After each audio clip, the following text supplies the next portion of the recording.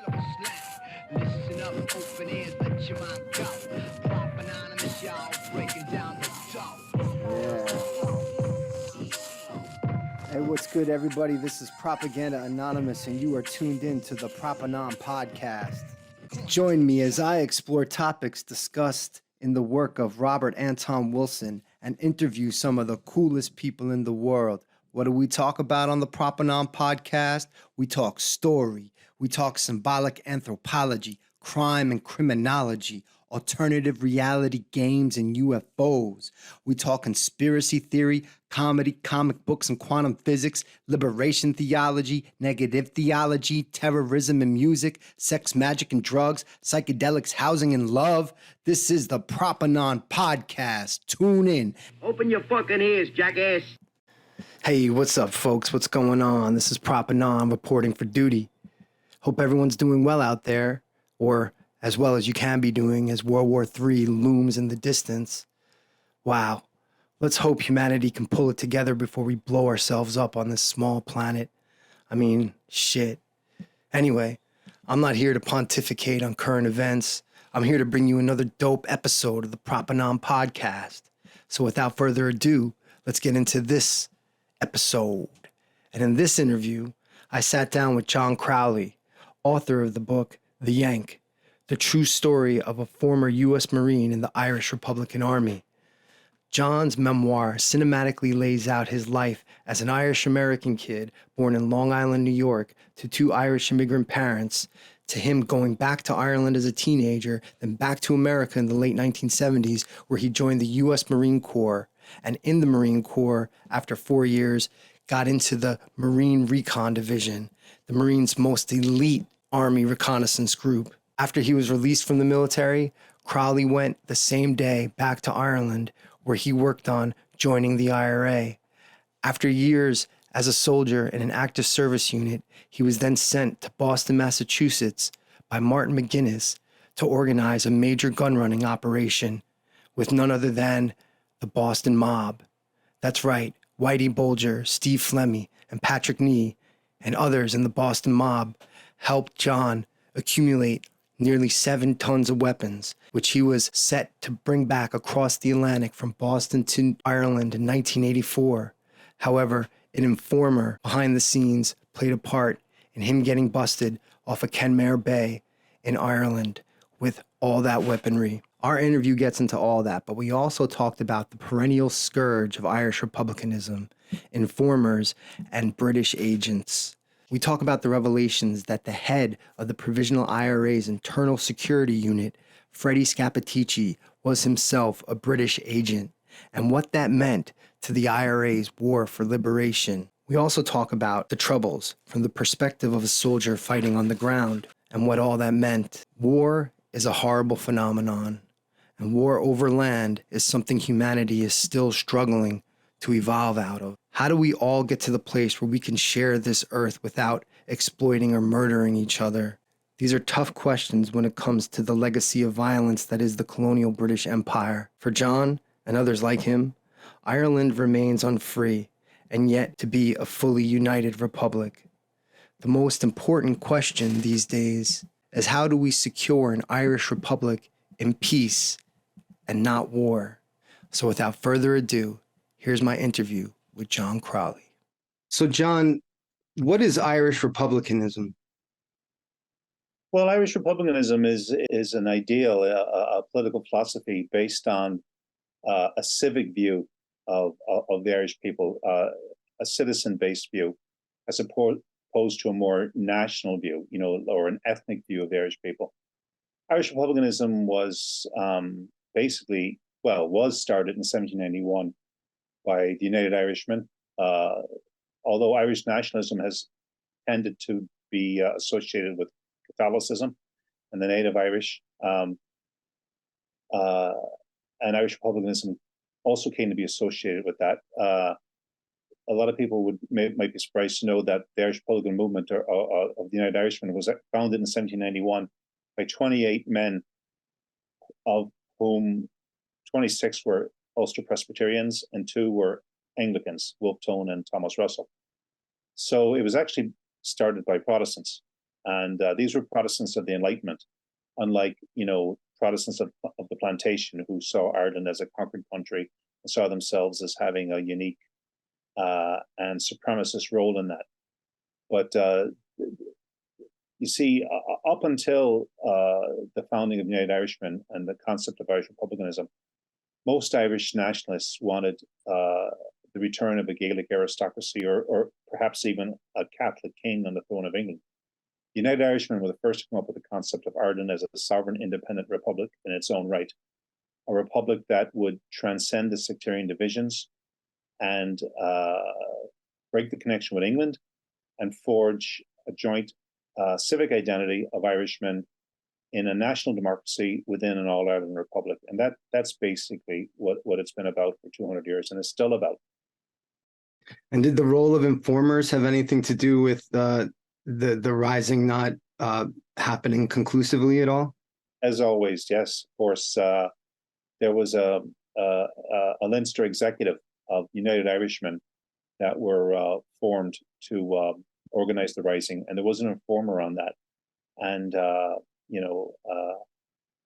without maybe reading too much into it, the executive was composed completely of Protestants, and the one Catholic on the executive was the informer. Informers were very heavily involved, as they almost always are in Irish history. Right. The Brits get in there, and they're able to, the Brits have unlimited resources to buy people, to wait things out, to play the long game. And they get people in organizations at the ground level, and very often, maybe even over 20 or 30 years, get them up to a higher rank in the organization so they can nearly control it. They've done that many times over the years, even up to the present day. Even up to the present day, yes. And that seems to be things that are coming out more and more in regards to the Troubles, that time period of 1969 to 1998, I suppose. But I think we have a lot to speak about all that. Sure. But before getting too far ahead of myself, I'd like to just briefly touch on the fact why we're speaking, and which is that you're the author of this great memoir called The Yank, which is a fun term that the Irish like to call, even Irish Americans, they're always the Yank. Yeah. And no matter how long you've lived in Ireland, but what a great read it is. It's just your life story from becoming like a super trooper with the Marine Recon division of the US Marines to working with and being an on the ground operator with the provisional IRA, and to your present observations about where things are at today with Irish republicanism, which there's so much in this book. It's so great. It's so well written too. So I just want to commend you as Thank you well. very much. Yeah. I look forward to more books. Thank you very much. Well, I'm going to try, but next book will probably be a novel. But I'm often asked, did I write the book myself? Or, I did. I wrote every word of the book. Except one word. The only part of the book I didn't write was the title, The Yank. The American publisher, when I told him the story about that was often my nickname, he thought, well, that'd be a good title. Mm-hmm. And I wasn't that keen on that title initially, but I think it worked out. But why were you not too keen on that as a title? I'm just curious. I don't really know. I think even though the book was an autobiography, I don't know, it seemed to focus too much on me. I mean, I was kind of really focused on the politics of the situation and trying to explain them. And but I mean, the book was about me, and so I suppose that's a bit silly. But just initially, I wasn't that keen on the title, but I think it worked out okay. And that was my nickname with a lot of people. Nice. And I would, as I mentioned in the book, I would often say, well, please quit calling me that, because if there's an informer or we're in a bugged location, you're identifying me. But, it stuck. It kind of stuck, And there's many people, former members of the Provisional IRA, if you ever ask them, who's the Yank, they'll know immediately who you're talking about, But that's an apt title. It was, yeah, but it was good. It was all done in good taste and, and with respect. It wasn't a derogatory term in any way. But I guess it's good I wasn't from Alabama or someplace like that. They might like to be called the Yank. Right. But yeah, well, anyway, it didn't bother me.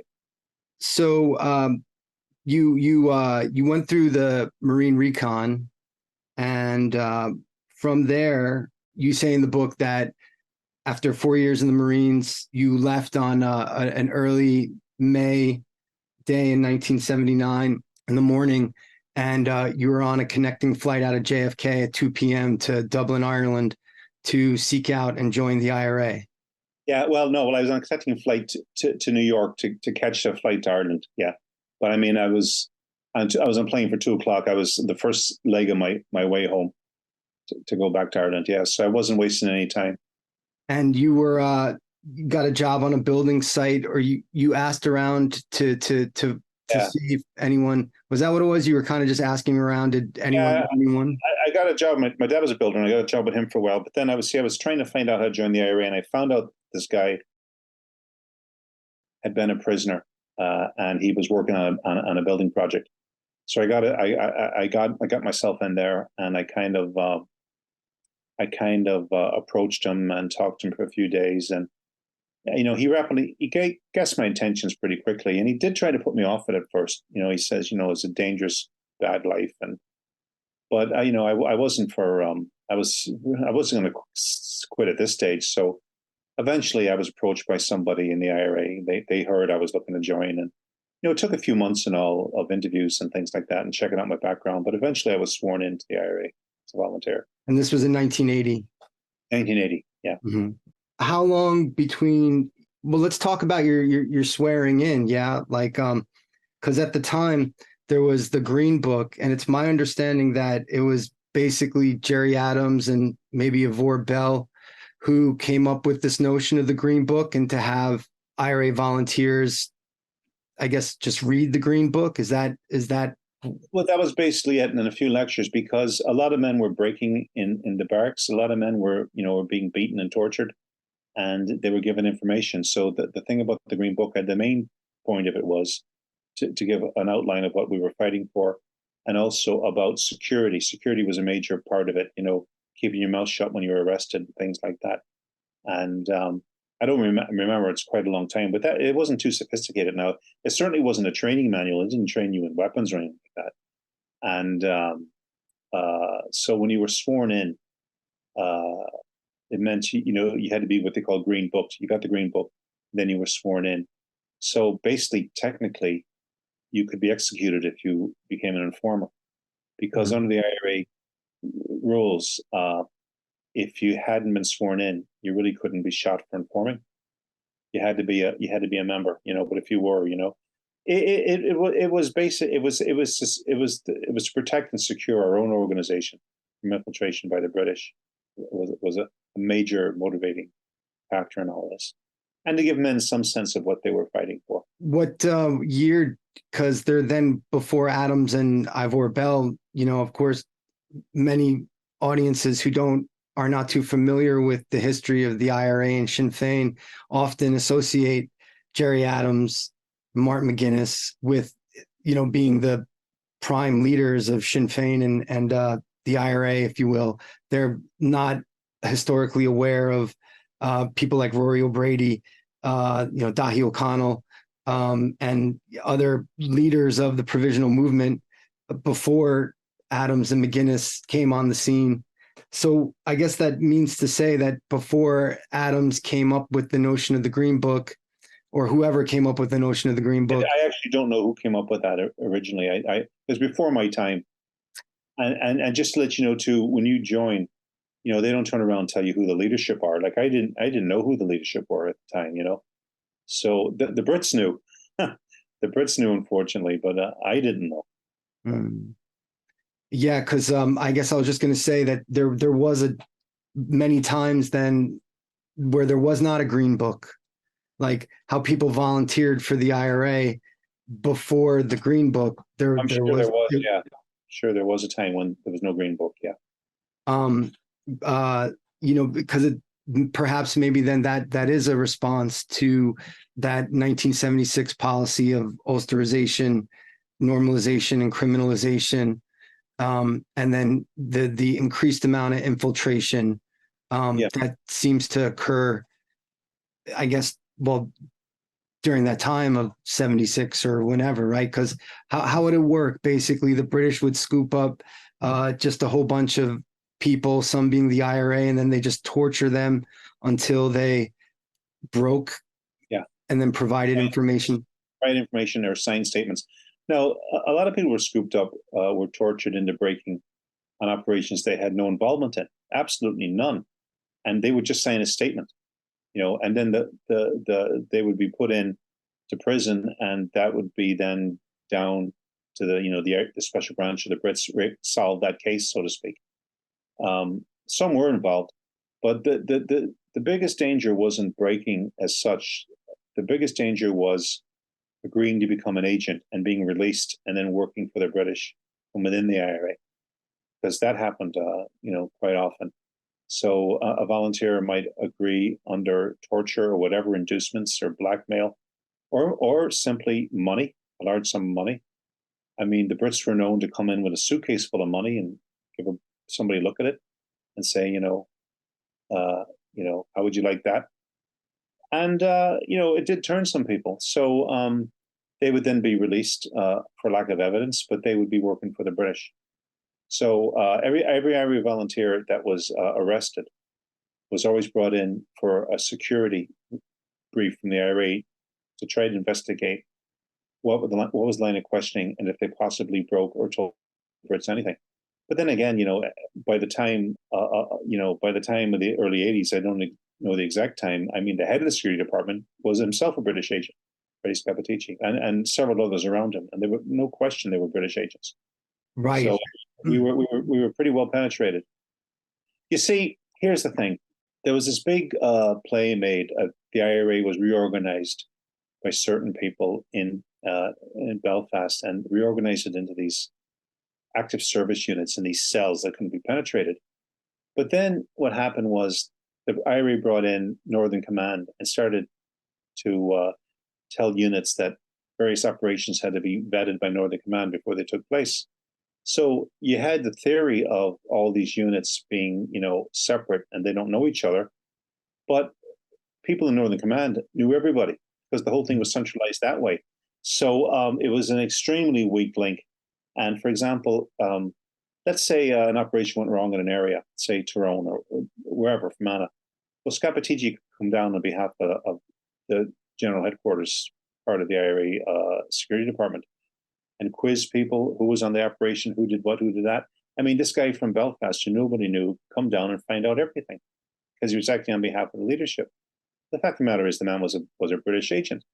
So while great play is made of that the IRA, when it, had these self-contained cells and all, it was completely neutralized by this other Northern Command element that was able to come in, and security element that was able to come in and basically find out everything they needed to know. So, and the Brits were running that. So we were very heavily at a very heavy disadvantage, though we didn't know it at the time. That would only gradually become clear. Right.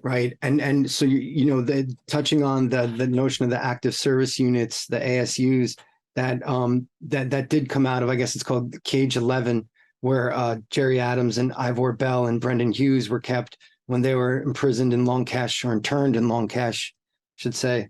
And for the purpose, the creation of these active service units, these separate, seemingly decentralized cells of smaller amounts of IRA personnel, was a strategic move done for the purpose of reducing the impact of informers and agents, correct? Well, that was the theory. I can't say who developed it because I wasn't there, right. But that was the theory. But you see, I think for some people in a leadership position, the most important thing for them wasn't the technical and tactical ability of active service units. It was control, that they had control. And if active units, if ASUs were autonomous to that level, they would lose control. And I think control meant more than security or effectiveness as an army. I think with some people, that was the priority. And that was a real weak link that eventually led to our destruction from within, As Kitson said, you can only really defeat a guerrilla army from within. And that's what happened with us. We were defeated from within. You know, we were told that Jim Linus' funeral. I was in prison at the time. I knew Jim. He was killed at Lochball with 7 other volunteers. And I remember Jerry Adams saying that Lochball would be the tombstone of British rule in Ireland. You know, but British rule is still there, and the IRA are gone. The IRA are buried, and so it isn't exactly the way we thought things were going to pan out. For sure. Yeah, so when I say we lost, that's what I mean. And when I say we lost the whole concept of republic. I mean, you know, you have what I call pacification at the minute. I don't call it peace, because peace, real genuine peace, deals with the root cause of conflict. The root cause of conflict to an Irish Republican is British claims to jurisdiction in our country. Pacification means the IRA is disbanded, its weapons are decommissioned, and there's no real armed threat to the British state anymore. So, yeah, that's pacification. I know there are people who will argue that what does it matter what you call it, as long as nobody's getting killed? You know, peace, pacification, doesn't matter what you call it. It's semantics, but it's actually not. Because you'll have genuine peace when you've dealt with the root cause. When you have just pacification, that's a very unstable position to be in, because the root cause of the troubles are still there, which is Britain's denial of Ireland's right to national self-determination as a whole. That still exists. You know, the IRA may be gone, but that British claim is still here. So I'm not saying that armed struggle is going to start again, anything like that. I mean, I wouldn't know. I'm not involved in any organization. And I wouldn't like to see it start again. But the fact of the matter is, you know, the root causes of the troubles in Ireland are still basically intact. And it's hard to, you know, if you look at Irish history, that's not a good place to be long term. Yes, that's a tough pill to swallow, especially you know, with all the exuberance and positive media attention that the Good Friday agreements received in 1998. You look back on footage, and it's such a glorious time. You know, even from like 1994, when the ceasefire, the provisional IRA ceasefire with the British Army military was called, right? Like those 4 years, it didn't seem like a lot happened. I mean, of course, the Omagh bombing, which was that pretty much seemed to really destroy the idea of physical force, republicanism for many. There's a deep and dark story behind that that'll probably never come out. But who benefited from that bombing? It wasn't Irish Republicans, that's for sure. Right. And when you say there's a deep and dark story that may never come out about the Omagh bombing, which, you know, happened in 1997, was considered the at the hands of the real IRA, who were, considered called a dissident Republican physical force movement, which the leader was Mickey McKevitt, who was the quartermaster general of the provisional IRA when he left in 1997. As did other provisional IRA members over the decade, because they believed that, I guess, as you say, certain parties in the Northern Command were seeking to maintain and grow their control, and to take that path that eventually led to the Good Friday agreements. And yeah, I mean,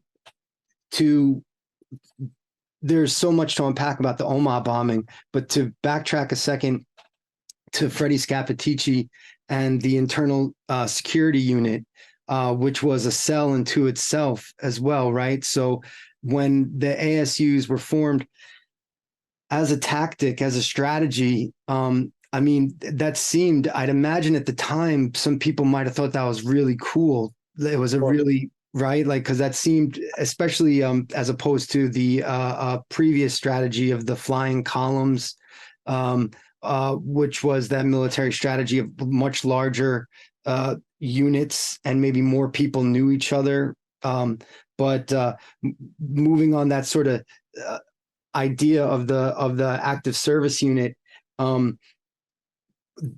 the that the internal security unit, that it wasn't, that Scappaticci, I guess, is the most infamous, I suppose, agent, right? And he just died in April 2023.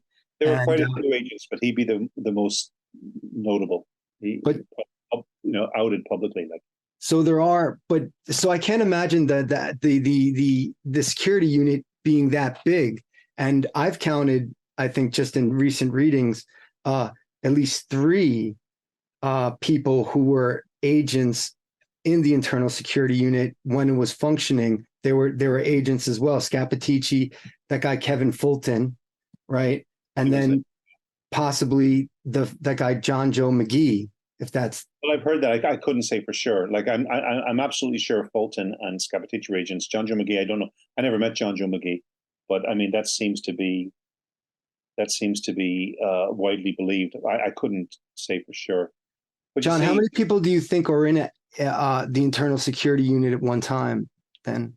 Well, you see, the IRA units and even active service units, people would float in and out of units, very often active service unit, it mightn't be the same men every time they went out. You'd have different men and things like that. Internal security unit was probably headed up by SCAP and one or two other people, and they would have been fairly, they would have been there for years, but other people would have come and gone, and they weren't the only people. I mean, informers were interrogated in other areas. Like informers were also interrogated in South Armagh, and SCAP would have had no involvement in that. And it did happen in other areas. But to get back to your thing, about the active service units, the formation of small, compact units, professionally trained, well led, and totally unknown to each other, would have been a massive benefit to us. A massive benefit. It would have been a hugely and brilliant move. However, bringing in the centralized control of the internal security unit and Northern Command and all the other stuff into the mix just completely sabotaged that from within. It was ridiculous. You know what I mean?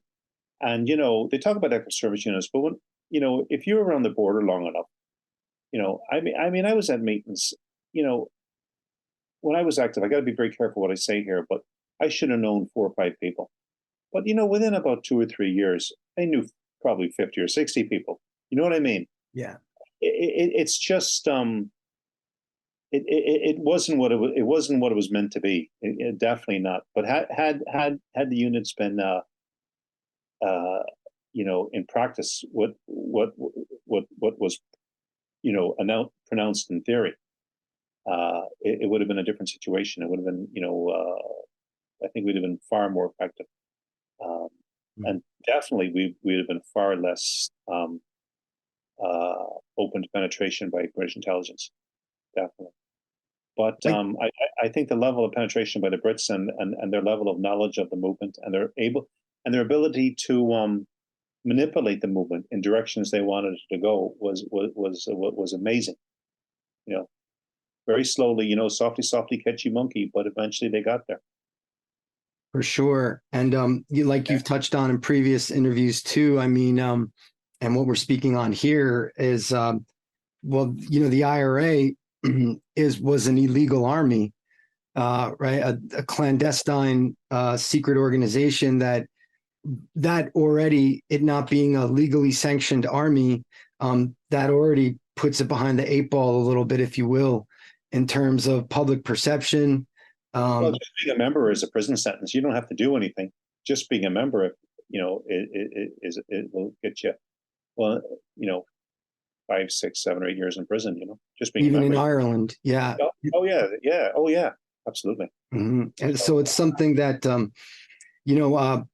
something I wanted to touch on with what you bring up in the book, in the Yank, where you detail the amount of rigorous training that you went through with Marine Recon, specifically with the knowledge of organizational intelligence, right? Yes. And so you speak in the book about how, because the IRA is this clandestine, illegal organization, it became very difficult and continues, I suppose, on a wider scale for Irish people to even discuss their own history, the after action reviews Yeah, that are conducted, which that's even done in business, you know. that's right. Well, people will make the same mistakes again and again and again because there was very little after action reviews. Now, in a guerrilla army like that, you have to watch your security and all.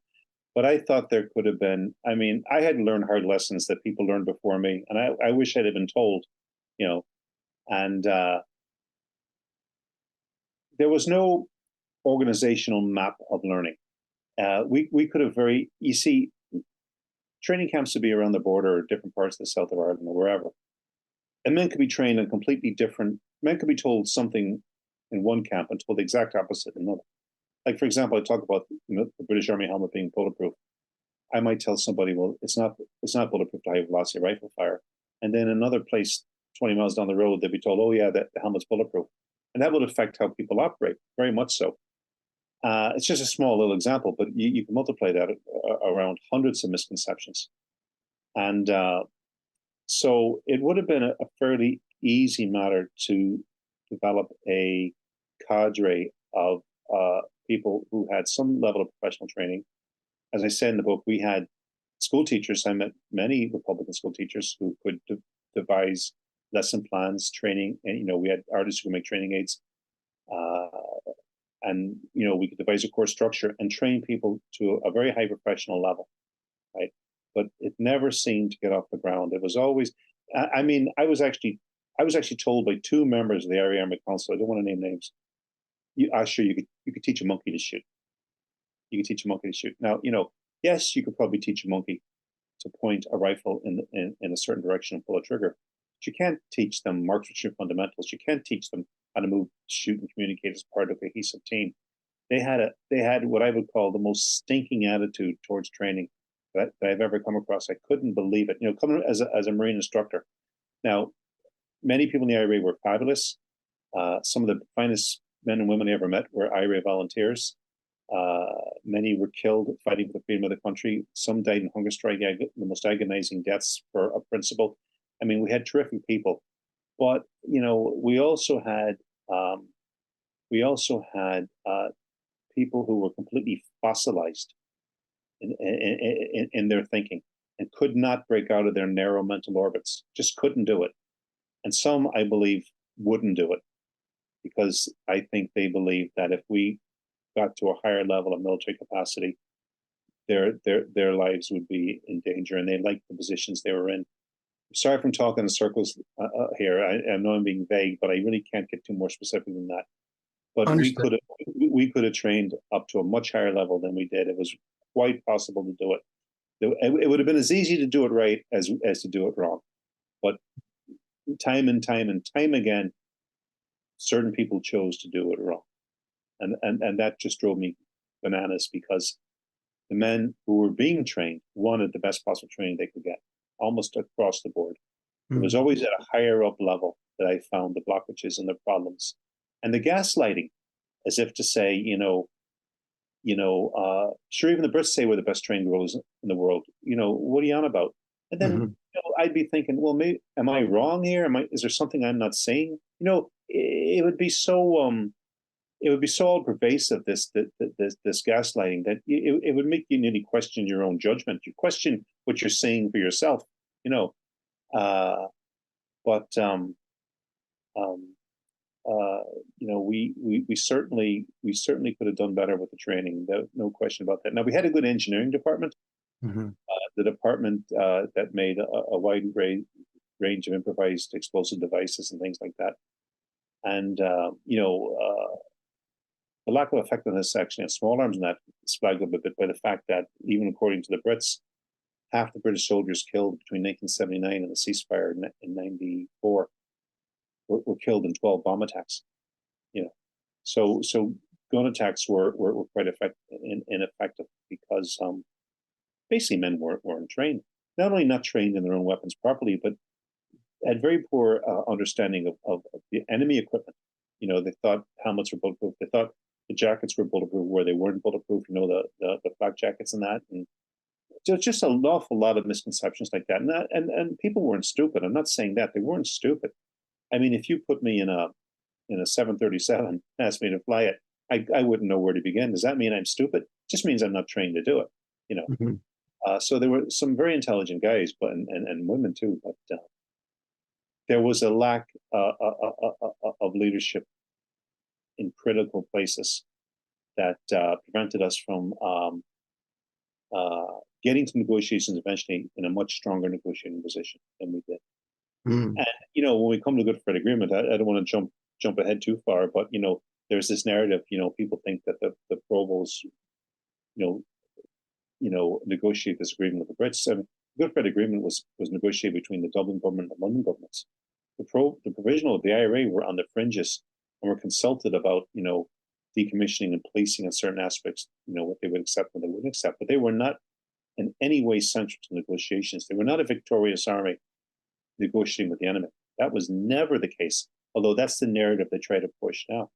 We bombed the Brits at the negotiating table. That's nonsense. Absolute nonsense. Mm. And well, you bring up Northern Command as another area of centralization, command and control, I suppose, when it came to the active service units. And well, you were sent to Boston by Northern Command, correct? When you went to Boston to help. By Martin McGuinness. I don't know if he was acting in his capacity in Northern Command. In fact, I don't think Northern Command had been set up then. Northern Command came in around '86. Well, no.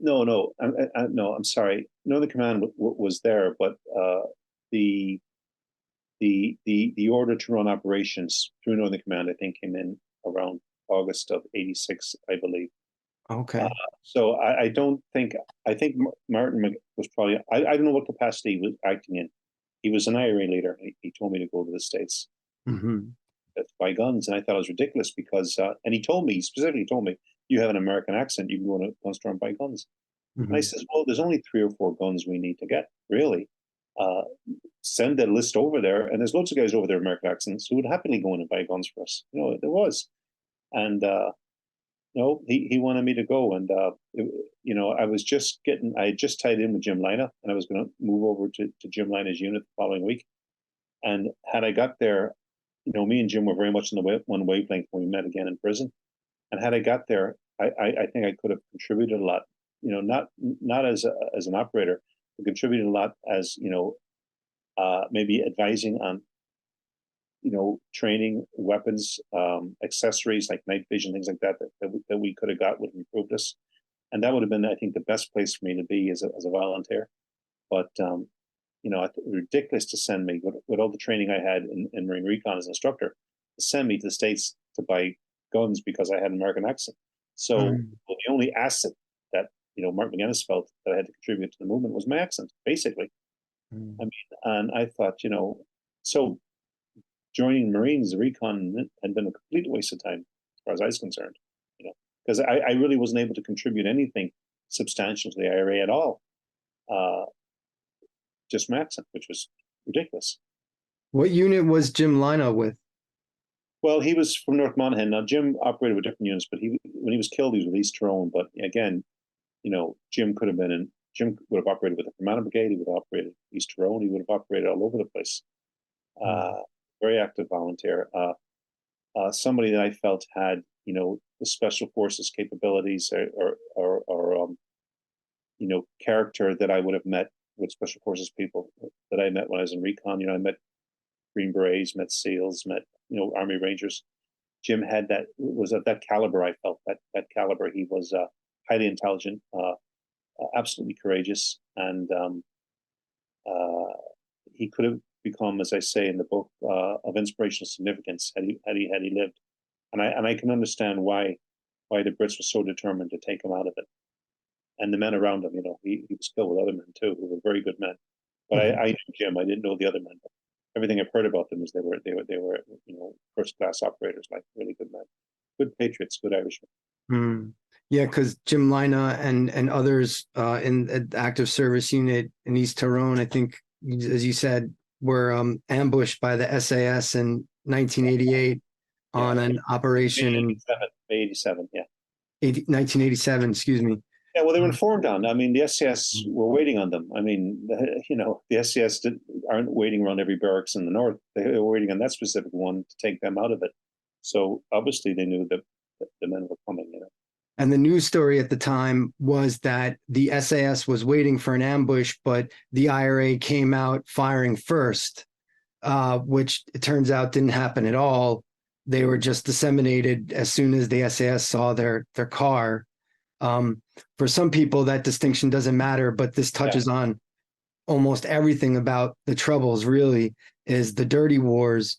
And as the British military acting still in the colonial playbook, acting from the colonial empire playbook, still legalizing illegality, utilizing their own morals of violence, and anyone that dares to rise up against them are scumbag terrorists. And they're fighting for, after all, the white man's burden, in order to keep Yeah, well, I mean, good. that is a operation. Now, I mean, in fairness, I mean, we shot to kill as well. The IRA, we shot to kill as well. But you see, the difference with the Brits is they claimed to be operating under the rule of law, right? We were fighting their law to replace it with an Irish constitutional law. And they were claiming, so, we didn't lie about what we were doing. They were lying all the time. Now, maybe it's a moot point. People are dead, and but the thing about it is, we went in. Our volunteers would shoot to kill. There's no question about that. The enemy, hopefully the enemy and nobody else. But the Brits, they would shoot to kill and then deny it. Deny they were shooting to kill. They were only responding, or they were reacting, or they were this, or they were that. Which gets a bit tedious at times. Why don't they just, if they're so proud of themselves, why don't they just stand up and tell the truth about what they're doing there? You know what I mean? Yeah. But they're always hiding behind a tissue of lies. But as far as the men being killed on the operation, they were very brave men. They were taking on the enemy, and they were killed in action. And I don't think those men, none of them wanted to be killed, but I don't think any of them would want to say they were murdered either. They were killed in action as soldiers fighting for the freedom of their country. And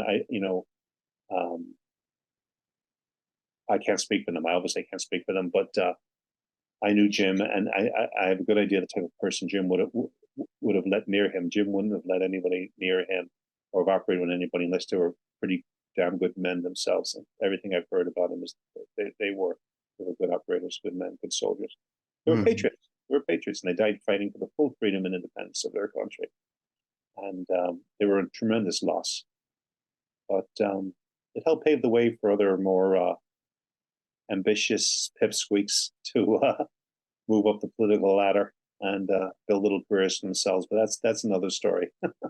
Speaking of just ASUs and operations again that you were involved in, well, one of the more spectacular, I suppose, in a sense, was when Martin McGuinness sent you out to Boston to help with an arms shipment to Ireland. And you mentioned in the book and also in our chat here about how it seemed like McGuinness just wanted to utilize your American accent and seemed to disregard all your training. That's in a nutshell. I mean, he could argue other things. He's not alive to to give his view. But all I can tell you is what he told me. He says, "You have an American accent. We're sending you there." And as far as my training was concerned, he never asked me a question about it. He never ever seemed to show the slightest interest. And in fact, when I mentioned training that could improve or accessories that could help us operationally, I always got the impression I was bothering him. He did not want to know. Anyway, I'm sorry. I cut across you there. No. Would one descriptor of McGuinness that might come to mind for you at times be possibly he could have been a hothead at times? I don't know if he was a hothead or not. I wasn't. I mean, we weren't drinking buddies. I met him. You know what I mean. I didn't know him well enough like that. I mean, I heard, evidence he could fly off the handle all right, but he could be quite charming. I mean, I did like him, and I was very impressed to meet him because the Brits kept saying he was our finest military thinker. So I believe this, and our top man, and he could be quite charming. And if you played along, and I think you were in awe of him as I was, he could be quite quite good company. If you challenged him in any way, though, he could get quite strident, and you could get the icy blue eye stare from him pretty quick. Yeah, yeah. But when you did mention a little bit about the training that you wanted to implement, or adding certain accessories to the weaponry, it does seem that he was a bit bristled and annoyed. Yeah, I got that impression. Yeah, I think I got the impression at the time. I thought that he thought I was implicitly criticizing the IRA leadership because this wasn't being done. I wasn't. I was trying to improve things so that we could be better able to fight the British for the freedom of Ireland. I mean, I wasn't. I mean, I admired the IRA. I joined them because I admired them. I looked up to them. I mean, I was proud to be an IRA volunteer. I wasn't in there to criticize anybody. I was just trying to help. But that's how I perceived his reaction. I can't think of a single thing that I mentioned or ever said that he took on board as would be worthwhile. Whereas with other IRA leaders, I did very much so. But definitely not with him. Definitely not with him. Did McGuinness say, was he one of the ones that said that, sure, even the Brits say we're one of the finest? Yeah. He said that even the Brits say we're the best trained army in the world. And sort of like, more or less, he didn't say this, but the implication was, what's your problem? Even the Brits can see how good we are. What's your problem? Like, that's what I mean by the gaslighting. Mm-hmm. Then you start to wonder, like, am I out of line here or what? But it's just the way it is, and it's hard to go against that or that. He's had such high prestige in the movement, and here is me, this guy coming from the States, just joined, and people maybe were wondering what my motives were and what I was there for, and you have all this stuff. Like, I did not want to come across as a know-all. Like I was only pushing this a bit because I was tasked with going to buy weapons. I mean, normally I didn't come across like this because I didn't want to come across as a know-all or come across as somebody overly opinionated. I actually kept my opinions to myself for the most part, but I was given a job to get weapons, and I tried to argue with them the best weapons we should get. And I don't think he was too interested in hearing anything I had to say. On anything let's go into that. He was polite, but he had a subtle way of marginalizing you or something.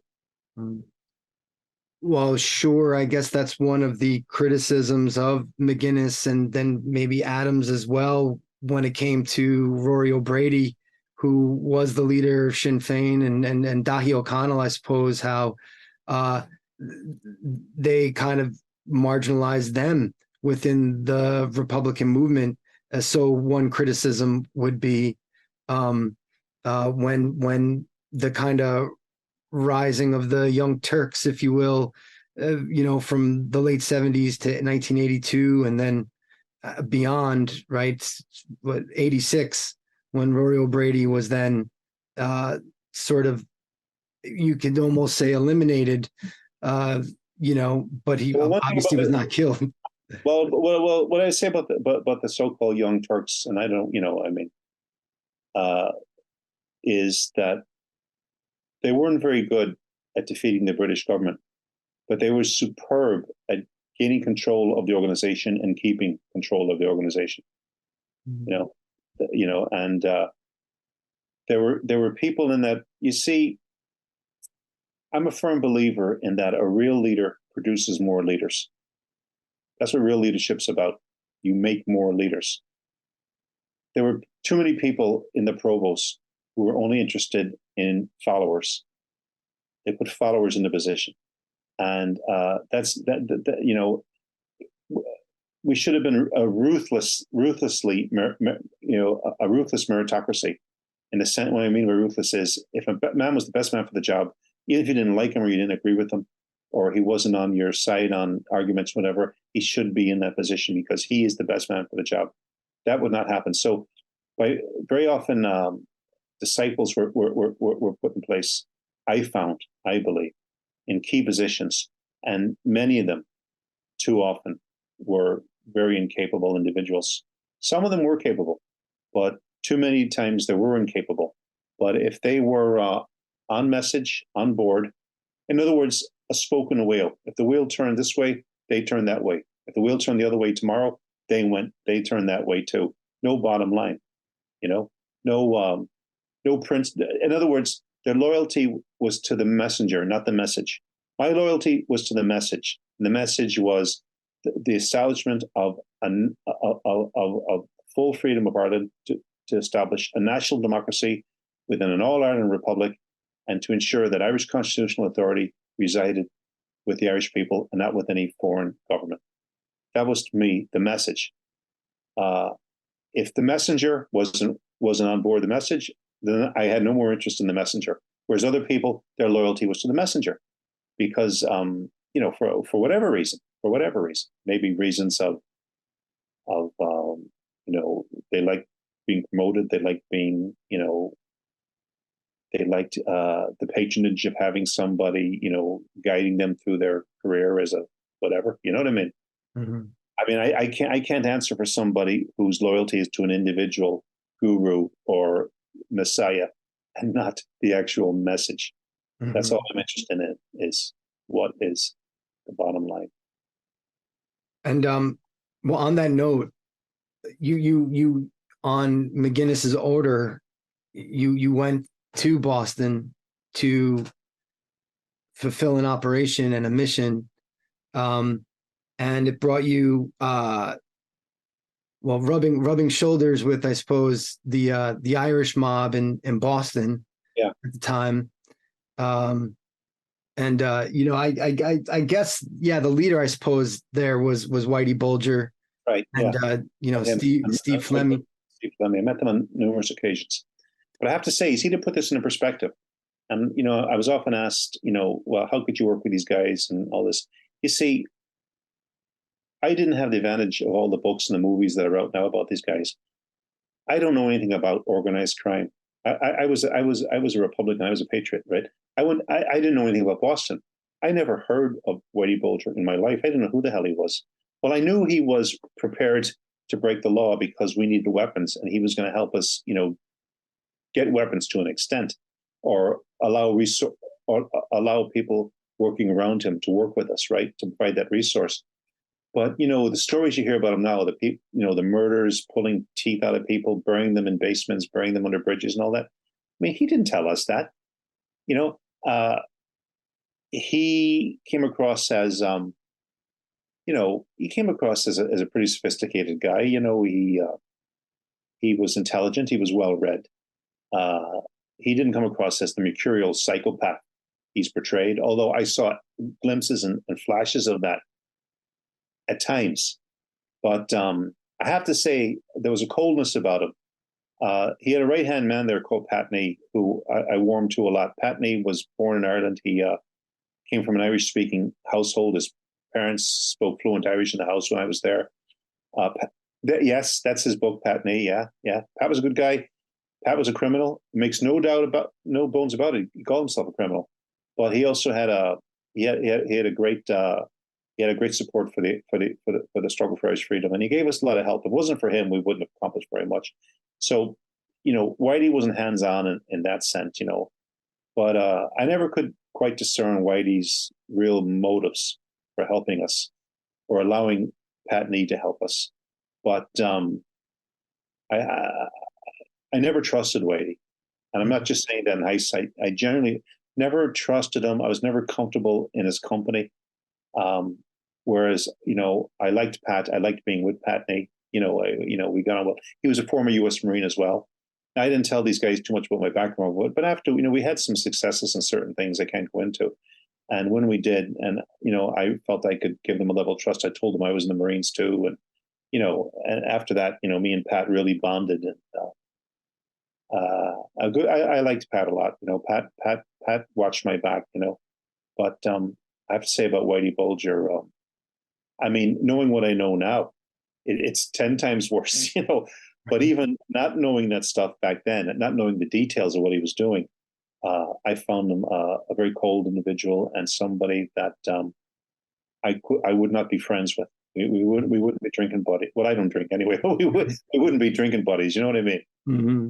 Whereas I could go out to barbecue with Pat and enjoy myself. Mm-hmm. You understand, different scenario. Yeah.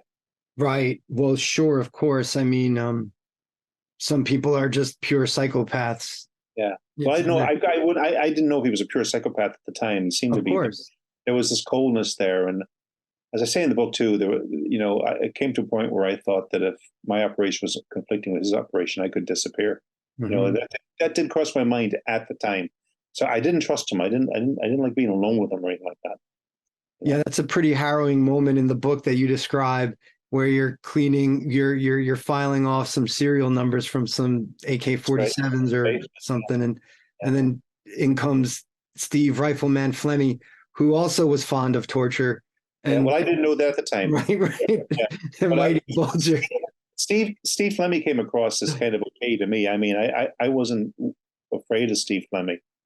Not that I was afraid of Whitey. I was wary of Whitey, but Steve Flemmy came across as just quiet, and I didn't know his background. I didn't know anything about the guy really.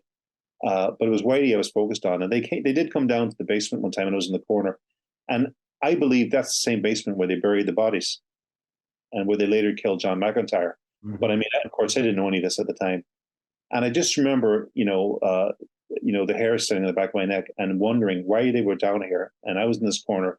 None of the guns were loaded, and it just crossed my mind: are these guys gonna, end this now here, And I could have ended up, but in a lobster pot in Boston Bay, as I said, no. So I think it just flags up. Like I'm not a paranoid person, but I think it flags up the wariness I felt and the lack of confidence and the lack of trust I felt when I had those thoughts when they were down there. Now they did leave, of course, or I wouldn't be talking to you now. But I didn't want to be alone with them again. I didn't want to be unarmed around them again. And I was hoping when I got back to America with Ireland with the guns, that I wouldn't have to go back to Boston. Mm-hmm. I was hoping I could get out of another trip. It's hard to put your finger on it, but look, I wasn't a criminal. Mm-hmm. I wasn't comfortable working with criminals. I had to get the guns, but their worldview and my worldview were so widely apart that it was very uncomfortable sometimes to be in their presence. Like I said, Pat and Eve was okay. A few of the boys from Charleston and all, they were okay. They were sound, but there was some there were a few sick puppies there, mm-hmm. And I would have been glad to be away from them. Kevin Cullen, the Boston Globe writer, wrote a book, a biography of Whitey Bulger, and reading that book is interesting because the way that he presents Bulger in relationship to the IRA is that Bulger, he caught the patriotic fever a bit, and it was the most noble thing that Whitey Bulger ever did to support the IRA. Because according to Cullen's research or his book, Whitey Bulger made a deal with John Connolly, the FBI agent, who those two had their own special relationship, where Whitey Bulger was providing him information and John Connolly was doing the same, providing Bulger information, and they were helping each other out in a symbiotic sort of way, twisted way. But that's what got Bulger ultimately labeled as a rat for the relationship he had with John Connolly.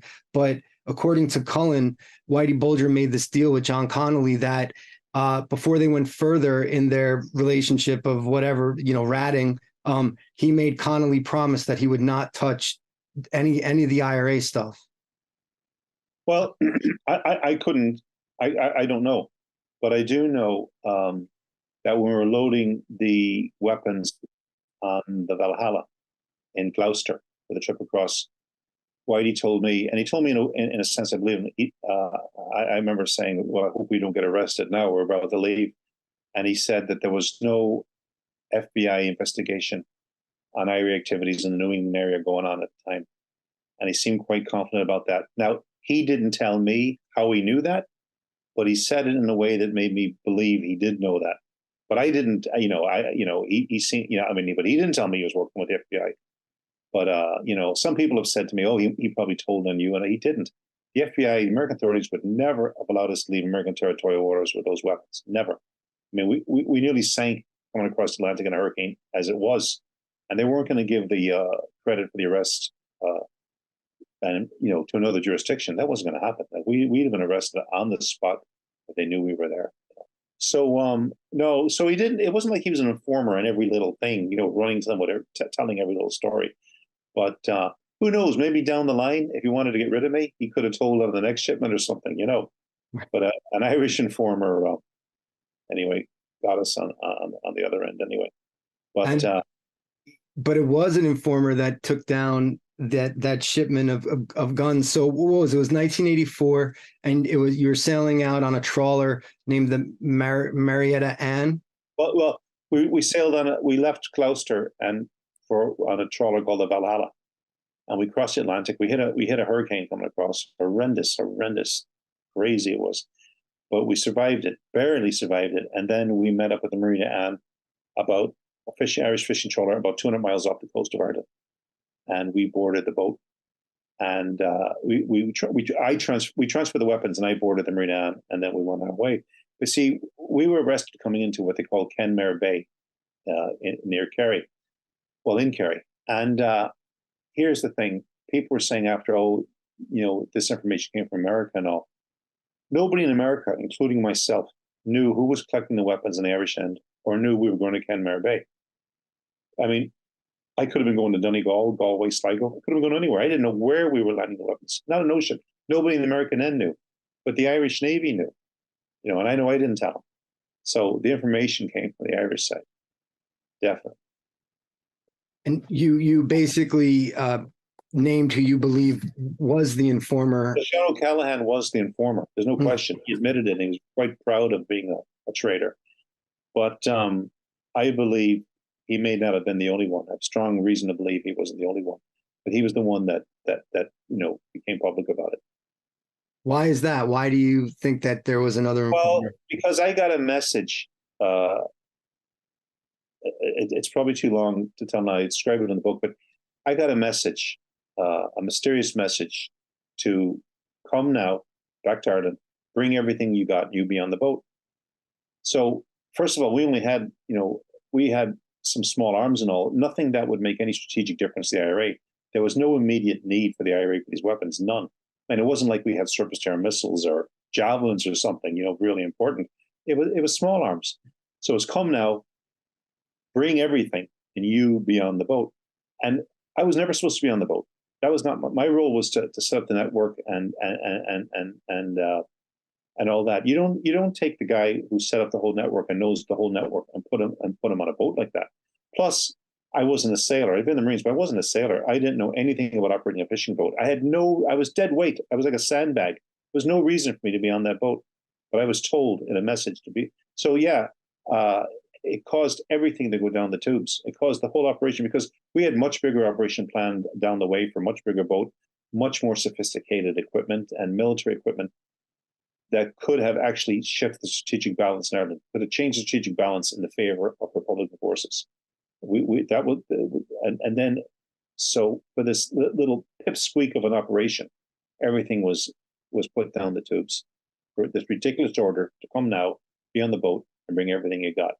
It was ridiculous, but I don't know who gave me that order. You see, the way it was relayed to me, I don't know where it came from. I know it came from a member of the Army leadership. I have my suspicions, but I can't prove it. But are they still alive? Well, you don't have to answer that. I don't want to. Yeah, yeah. But what I'm saying is, the whole thing stunk, like a lot of things about the IRA. Like I said, we had men died in hunger strike. We had men died in action, women too. Some of the finest people I ever met were in the IRA. It's the finest people I ever met. There's no question about it. The vast majority of people were fantastic, overwhelming majority. But just a handful, a small number of informers really done a lot of damage. Hmm. They punched above their weight because they were in positions, in crucial positions, some of them, where they were able to do a lot of damage. And unfortunately, men paid with their lives and with their freedom for that. Hmm. And women. Of course, yeah, and I mean, this brings up a debate that goes on today. Uh, there's been books and argument to argue both sides. One book, "The Agents of Influence," is pretty much states that the IRA lost the intelligence war that Britain started through their infiltration practices, which I guess began in 76 or 79.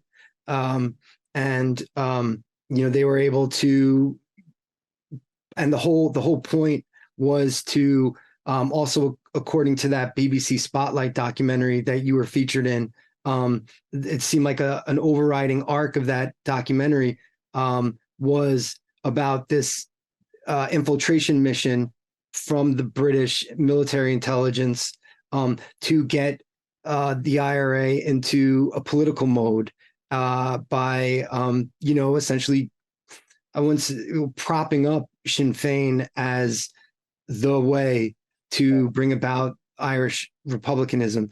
And I have to say, just personally, looking at the stuff and from my perspective, it is so, there's so much there still from what I'm learning, but that also does seem like a noble cause, yeah, like to create the ballot box, if you will, the ballot or the bullet, to create a strong Sinn Féin that can eventually become the leadership of all of Ireland as it I guess hoped to become. I always very strongly supported the political developments because we had to get the Irish people on board with us, and to politicize the struggle. I totally agree with that.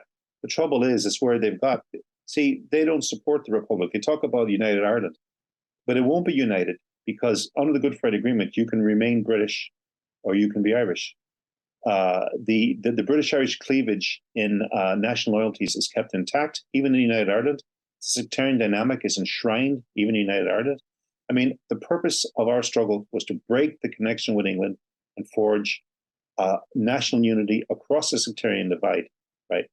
That is not in the Good Friday Agreement. What's in the Good Friday Agreement is this constant baked-in sectarian dynamic by which the British manipulated Ireland for hundreds of years and will continue to do so. That's why Martin McGuinness and Sinn Féin are shaking hands with British royalty when they come over. They're saying, you have a role here. You have a future role to play with unionists who are the British presence. Now, our argument was always that unionists are not the British presence. The British presence is the presence of Britain's claim to jurisdiction in Ireland and the civil and military apparatus that gives that effect. The British and English were in Ireland hundreds of years before the plantations. They're not here for the unionists. There was no union and there were no unionists for hundreds of years while England was fighting a genocidal war in Ireland to claim jurisdiction here. But, they did the plantations in the early 1600s as an act of ethnic cleansing to, break Ulster, which was the fount and the cornerstone of Irish resistance in Ireland was Ulster, the strongest. Hugh O'Neill, Shane O'Neill, all these boys, they were the strongest rock against British rule. And that's why Ulster was colonized. And so gradually, the whole Republican ethos, which started with Protestants, right? Protestants of the Enlightenment, not Protestant plantation.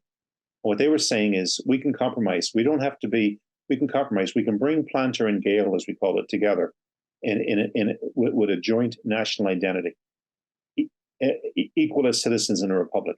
But we have to break the connection with England. We were fighting for a one-nation republic. And what Sinn Féin are supporting today is a two-nations united Ireland. And they're claiming that's victory. It's as far from victory for republicanism as you can get, because it bakes in the division by which Britain has manipulated this country for hundreds of years. And we have to end that. You see, what the Good Friday Agreement is saying is, let's embrace division. Let's embrace this division for peace. And what Republicans say, let's end this division for peace. What did Abraham Lincoln say? A house divided against itself cannot stand. And under the Good Friday Agreement, our house will remain permanently divided against itself. Right now, unionists are pro-British for reasons that can't be just glibly dismissed. But they're not the British presence, and they're not a separate nation in Ireland. When King Charles came to visit Ireland recently, he said he was visiting the four nations of the UK, England, Scotland, Wales, and Ireland. Right? He didn't say the five nations of the UK, England, Scotland, Wales, and the two nations in Ireland. See, Ireland was always one nation under British rule. When Ireland was united under British rule, we were treated as one nation. But now, when we're looking for, a sovereign Ireland, suddenly we're two nations, because that division has to be kept. That's how the Brits conquered the world. That's how they divide and conquer all the time. We have to end that division, and it can only begin. And it will take generations, but it can only begin when we end the connection with England, which the Good Friday Agreement does not do. And that's the problem. That's what confuses people. People think, we're going to get United Ireland out of here, as if the entire struggle for Irish freedom was to end partition. If that's the case, what was the 1916 Rising about? There was no partition in 1916. What was the United Irishmen about? There was no partition in 1791. What do they mean by unity? They meant national unity across the sectarian divide, which does not exist in the Good Friday Agreement. It's a British pacification strategy, and Sinn Féin are completely on board on it. Completely on board. And well, John, to maybe challenge that viewpoint a bit, just to spice it up a little bit as well. To what about the idea that when the Troubles began in 1969, the civil rights for the Irish Catholics in Northern Ireland were highly abused, like they truly treated like second-class citizens in their own country, whereas opposed to today, some would argue that, well, there's Northern Ireland is way better on civil rights for Irish Catholics. They have more access to jobs and more access to housing, and there's less violence now. How do you debate that? Well, first of all, if you don't fight for your national rights, there's no violence. But you see, the civil rights thing you talked about was by unionists. It was Orange supremacy that was defeating civil rights. It wasn't the Brits themselves. The Brits had no particular interest in the Orange state. No particular interest even in the unionist community beyond their utility as a bulwark against the formation of a national civic identity in this country. The civil rights improved because the Orange state was broken, and it was basically taken apart, in part by the Brits as well, because what the Brits wanted, what they said is they wanted to get Stormont back up and running with nationalist buy-in. Now, unionists didn't like that because a large element of unionism is extremely anti-Catholic, which most Englishmen, in fairness, don't feel that intense anti-Catholicism that Orangemen feel. So you had the Orange state, but what you have now is, we weren't fighting just the Orange state as Republicans. We were fighting British jurisdiction, England's claim to sovereignty in Ireland. That's still very much intact, and under the Good Friday Agreement too. Any talk of United Ireland, first of all, it's already baked in that continuing disunity will remain. The British-Irish cleavage and the steering dynamic will remain in United Ireland on the Good Friday Agreement. That's already baked in. That's already agreed. And another factor is they talk about a unity poll, but no Irish politician or nobody in Ireland can call an Irish unity poll. That can only be called by a British civil servant, the Northern Secretary, an Englishman who doesn't have a single vote in Ireland. He's the only man with the power to do that. So you can say, yes, people voted for the Good Friday Agreement in the North and they voted to change Articles 2 and 3 in the South. And people will argue, well, that was a democratic decision. Well, it was an electoral decision, yes, but the political decision still lies with the hands of the British government. You see, not in the hands of the Irish people. Now, and it's these subtleties that are often missed and dismissed, but they're key for the Brits. The Brits know how important that this is, to keep in order to maintain some sort of control in this country. The British will be quite happy with United Ireland within the British Commonwealth and in NATO. But what they don't want and never wanted and never would tolerate is an independent sovereign republic, immune to their influence. And they play the long game, and they've been working now, as they've been working for many years, to shape the strategic environment in this country, to shape the constitutional environment of a future United Ireland. Because there is no question the demographics are going one way, and unionists will eventually be unsustainable in the north. Unionists are only a majority in 2 of the 6 counties now, only a majority in 2 of the 32 counties, right? The Brits are playing the long game to maintain their influence here. And the best way for them to maintain their influence here is through baking in that sectarian division. And like I said too, when Sinn Féin were running around shaking heads with royalty, saying, "Well, because you represent the British presence in Ireland, which is unionists," that's totally counter to every Republican, tactic or strategy that we ever had. We were to break the connection with England, not to enhance it and say you have a legitimacy here, and not only that, you have a role to play in the future. That is not a Republican position. That is not a Republican position. Now, it's a position. It's not a Republican position, and I'm a Republican. A very important point. This is where some of the subtleties come in. Some Republicans or nationalists, mostly nationalists, I'd call them, were fighting the Orange State. They were fighting the lack of civil rights, the sectarian supremacy, and when that was ameliorated, they felt the fight was sort of over, or they'd fought enough. Others, Republicans like myself, we were fighting British jurisdiction in Ireland.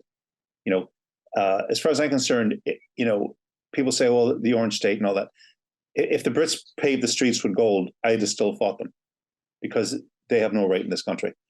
And you see, so what happened then was when the Brits were bringing in, political dispensations that were starting to put, Catholics into the system, unionists would squeal. Nationalists hear unionists squealing, and they think we're winning because unionists are going crazy here. But the Brits are sitting back laughing. The Brits are laughing at this because the Brits don't care about the Orange State. They care about maintaining influence in this massive, strategically important landmass on their western flank. And whatever way they do it, and whoever their allies are to do it, they will work with them. They've always done that.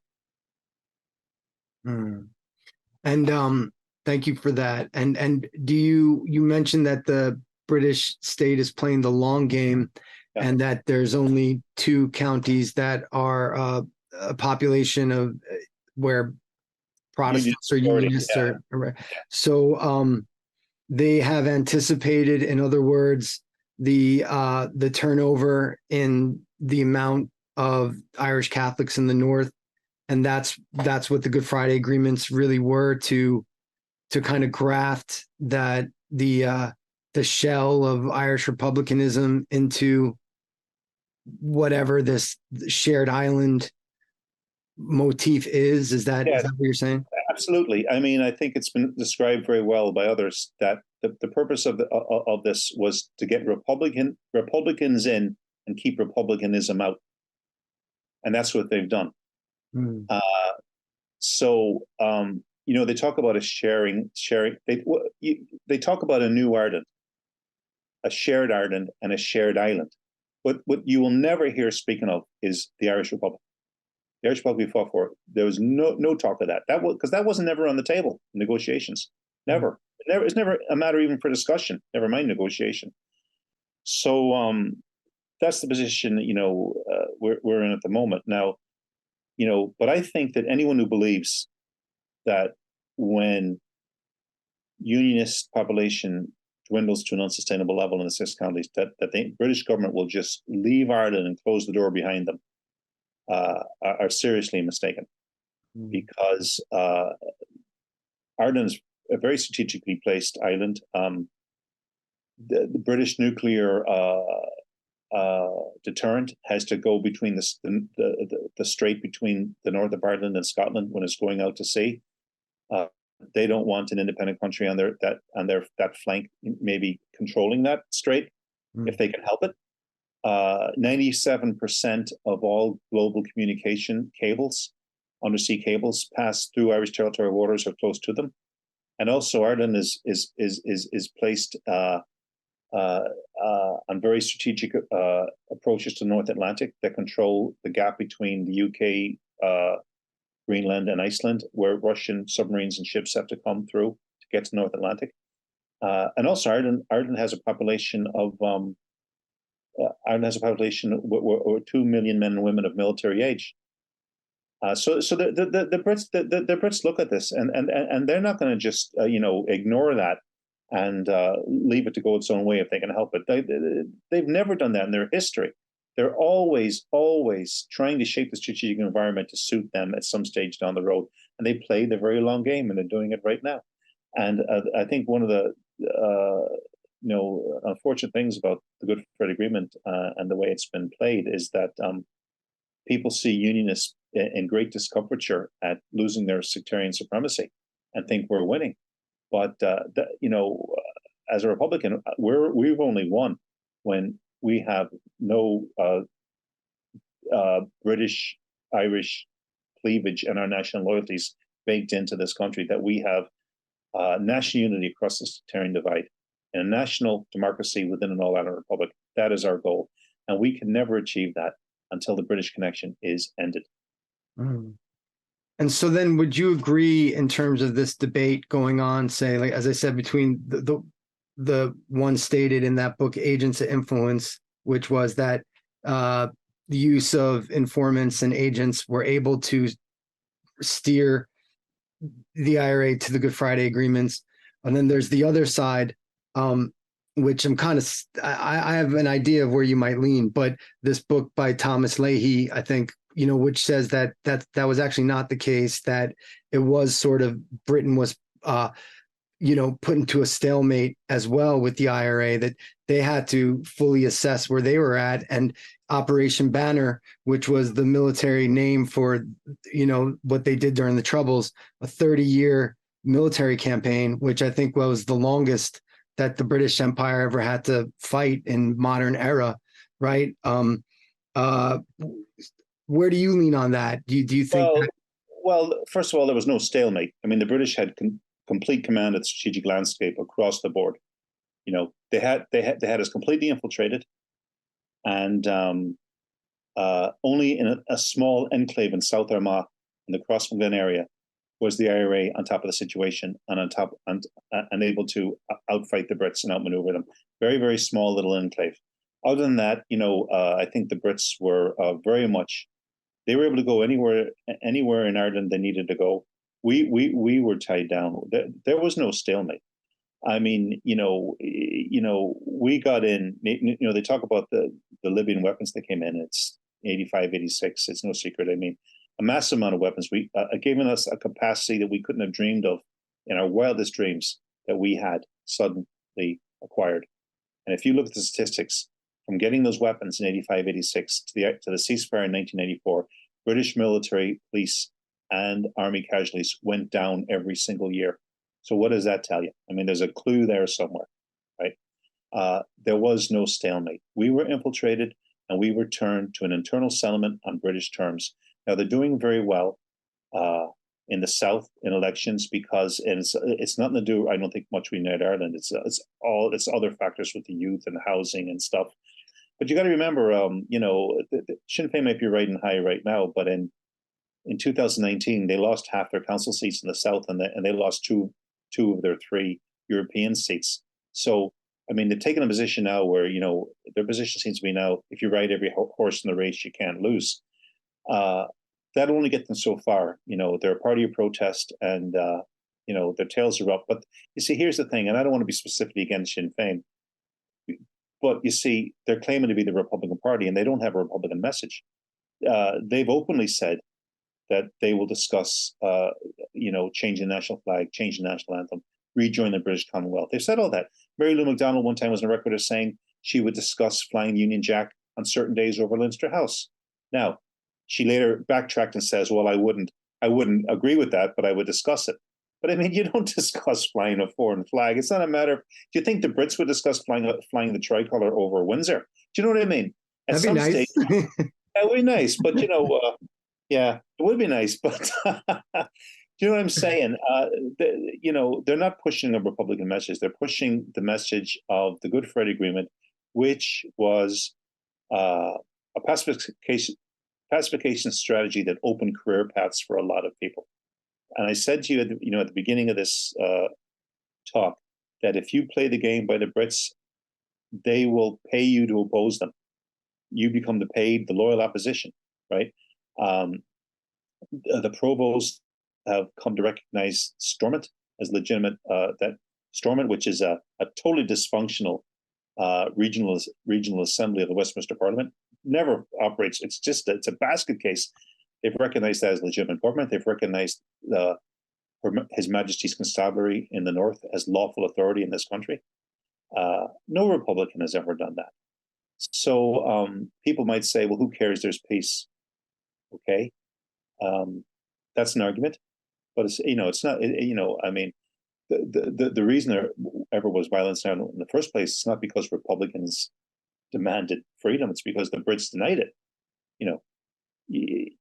The Brits invaded Ireland. We didn't invade them. They partitioned Ireland. They ethnically cleansed it and they planted it. They brought the divisions into this country, and they're still trying to keep them intact. Mm-hmm. And that is the root cause of violence in Ireland. From a Republican perspective, Mm-hmm. But we are where we are. I'm glad. Don't get me wrong. I mean, I don't want people to get the wrong idea. I mean, when it comes to what they call the peace process, now I look at it as a pacification process, but without splitting hairs, that what they call the peace process. I'm not against the peace. I'm glad there's peace, and I'm not advocating a return to armed struggle. Mm-hmm. My criticism is of the process. We have to look at the process, and if one is a Republican, one has to be critical of a process that cannot lead to a republic. And if one remembers what a republic is, in the Irish context, it's a national democracy within an all-Ireland republic, and it represents national unity across the sectarian divide, an idea that was first thought up by Protestants. And it was a Protestant who wrote A Nation Once Again. There's a Protestant who led the 1803 rebellion, Robert Emmet. Protestants have been, through all our history, some of our greatest patriots. But those are Protestants motivated by the Enlightenment. It's Protestants who are inspired by the plantation, by sectarian supremacy, by colonial conquest, who are at odds with us when we want to talk about developing a national democracy. And they're backed by a foreign government, a very powerful foreign government. That's the problem. They haven't won by force of argument. Their position is there because of the argument of force. That they were coming from the planter tradition and being used then later, as you said, as earlier, as you said, proxy armies, the loyalist, paramilitary groups.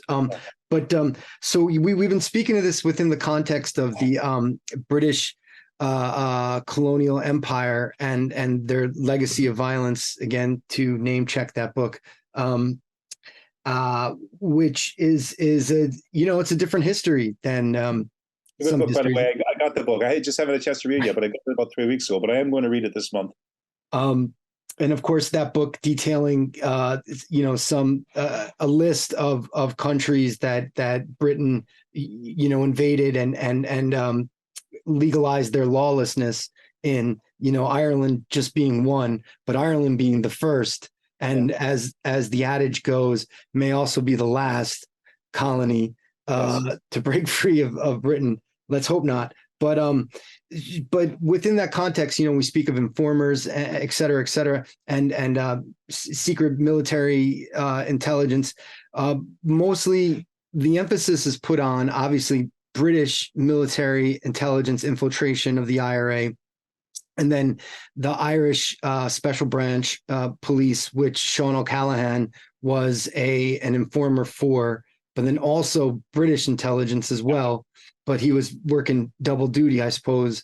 But you mentioned in your book about how after you were busted with the Valhalla run. You spent 10 years in prison. You came back out. And then you went back out into operations, and you were going to do a false flag operation in London with the appearance of bombs, Semtex bombs at 6 electrical stations or substations, utilizing icing sugar because that looked like on X-ray, looked like Semtex, and that sort of, and to shut down just operations for a day or half a day in the city of London. You and your comrades figured out that would actually cause a lot of tumult for the financial sector of London, and economic target. Based on two previous bombs that were, quote unquote spectaculars, which should be noted, like an extremely low human casualty rate, which of course my position, and I'm sure yours, but I know mine is any loss of human life is a tragedy, but war in and of itself is tragic. Warnings were given. I know in one of the case, a photographer got too close and he was killed, but I mean, warnings were given, So that's unfortunate. Yes. When you were busted for that, you guys didn't get a chance to implement the operation, and you stated that you believe that there were, or you probably learned that there were at least 60 surveillance officers for each one of you guys out there. Yeah. When we went out to do anything, there'd have been maybe 60 surveillance officers on us in 4 teams of 15. And so, the entire resources of the UK state, what they had were on us. Entire resources that they had. Then you're re-imprisoned. You're in jail, and you got a strange visit from 2 Americans, a woman and a man, and the woman said she was with the State Department. American Embassy, I think. Sorry, yes, not the State Department. The man said he was with a different agency, which I took to mean the CIA. Right. Now, with that, John, so basically you took away that this mysterious fellow with an easygoing smile and dressed in a certain way, basically told you, John, I'm with a different agency. I've been following your career with some interest. And please, you can tell us everything about the bomb, and we'll take you out of here. We'll fly to for a new life in the United States tomorrow morning. We're prepared to offer you a lot of money. And then he leans forward and says, John, a lot of money. All you have to do is tell us where the explosives are hidden. And then, of course, you went through the channels of telling your lawyer and also fellow IRA comrades, like, hey, this guy is, trying to say some shit. But now, he didn't tell you that he was with the CIA, though, right? No, he said I'm with a different agency, but I mean, it was clear he was with, a different agency only means one thing, the CIA. I mean, you know what I mean? He was trying to recruit me for intelligence. Now, he told you that he was following your career with some interest, meaning that he was watching you for some time. Well, he was following. I don't know if he was physically watching me, but he was up to speed on my files and my whatever intelligence was being gathered on me. Why would a CIA agent be interested in getting all that information from you? Like for the British, the number one allies. Mm-hmm. But I also said, it crossed my mind, it could have been a false flag operation. He could have been MI5 or MI6, claiming to be American on the presumption that I might possibly work for the Americans, but they knew I wouldn't work for the Brits, But I wasn't giving information on our operation to anybody. Didn't care where they were from. But I had the impression he was CIA. But when he said I'm with a different agency and I'm following career some interest, he was obviously in the intelligence field. And I don't know any organization in the United States that calls themselves the agency, except the CIA. Mm-hmm. So he was trying to recruit me as an agent, as an informer, but I said no. So went back to do my 35 years, and then I found out the next day the IRA called a second ceasefire. So that's why they were so anxious to see me that day, because I didn't know anything about another ceasefire. I didn't know another ceasefire. I thought I was going to do 35 years there. Mm-hmm. I had no reason to believe otherwise. That's interesting. So it could have been just yet another ploy. but also, as you mentioned, the close relationship between CIA and MI5. Well, if the Brits wanted me to give information, they would have, the Americans would have cooperated with it and say, look, bring this guy to a new life in America, give him loads of money, and if he tells us what we need to know, that's okay. Let him over there and give him a lot of money, and once we know what we know, who cares? You know what I mean? Mm-hmm. You know what I mean? And well, I couldn't go back and live in Ireland if I came in reformer. I couldn't go back and live there. I certainly wasn't going to live in England. So I suppose it makes sense that they brought the Americans in. Mm. Interesting. I was an ex-US Marine and all that, Right. And I had American citizenship, So we've touched on the book here and there. I recommend listeners to really go out and read it. Again, it's an extremely exciting, enlightening, and interesting read. No matter what your take is on the IRA and the troubles, it's a really well written book, and I thank you for that, John. And I wanted to just ask you leave with this one last question: is what does the future hold for Irish republicanism from a peaceful perspective? How do we move forward in this regard? Well, I don't think there's an Irish Republican Party at the minute that is pushing Irish Republican goals from the position of the proclamation and all that. It's all to do with the Good Friday Agreement and all. But there's a lot of Republicans that think like myself. I've been going around to book launches things. I'm meeting Republicans all over the country who are thinking the exact same way.